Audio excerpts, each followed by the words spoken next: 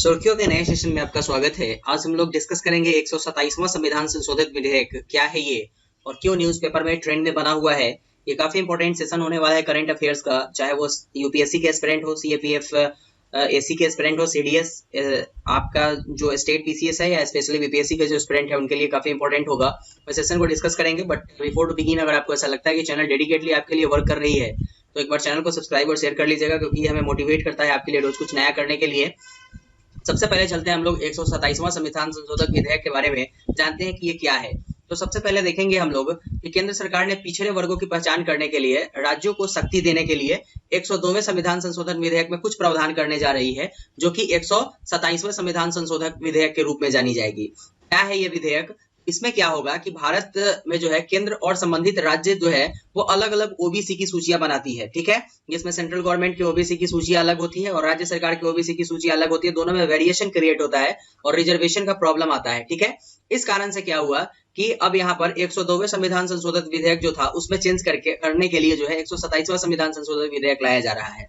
दिक्कत क्या है कि अनुच्छेद 15 के 4 में, 15 के 5 में और 15 के और 16 के 6 में राज्यों को सामाजिक और शैक्षणिक रूप से जो पिछड़े वर्ग है उनकी सूची तैयार करने के लिए, उनको उनकी पहचान करने के लिए, ठीक है, शक्ति प्रदान किया गया हुआ इंडियन कॉन्स्टिट्यूशन के थ्रू, ठीक है। तो इस कारण से इसमें वेरिएशन क्रिएट होता है। अब यहाँ पर क्या होगा, जो मराठा को रिजर्वेशन दिया गया हुआ था महाराष्ट्र में, 102वें संविधान संशोधक विधेयक को जो है वो स्टेबल करने के लिए 127वां संविधान संशोधक विधेयक लाना जरूरी है, क्योंकि यहाँ पर प्रेसिडेंट के पास पावर होता है, ठीक है। यहाँ पर प्रेसिडेंट के पास पावर होता है कि वो राष्ट्रीय पिछड़ा वर्ग आयोग से जो है वो कंसर्न करके ये क्लियर करेंगे कि ओबीसी सूची में कौन आएगा और कौन जाति नहीं आएगा। लेकिन यहाँ पर जब मराठा दिया गया हुआ था, मराठा को आरक्षण दिया गया हुआ था, उस वक्त राज्य ने इस पर जो है वो स्टेप लिया था। तो यही चीज यहाँ पर किया जाएगा।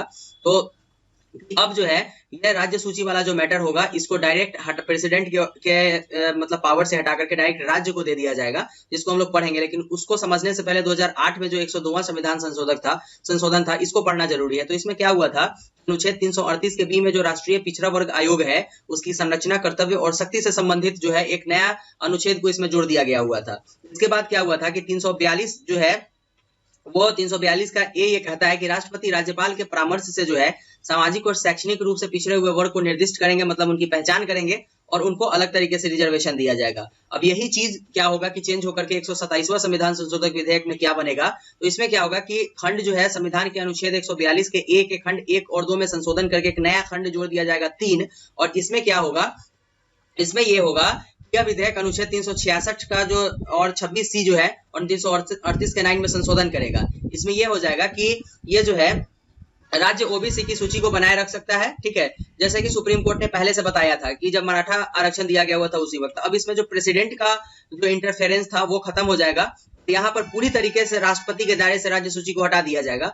अब यहाँ पर जो डिसीजन लेने का पावर हो जाएगा वो राज्य विधानसभा के पास अधिसूचित कर दिया जाएगा ओबीसी के रिलेटेड में, ठीक है, ओबीसी जो आरक्षण है उससे रिलेटेड। तो ये चीज इस कारण से ये ट्रेंड में बना हुआ था। अब देखते हैं हम लोग कि संविधान संशोधन को पारित करने की प्रक्रिया किस तरीके से होती है।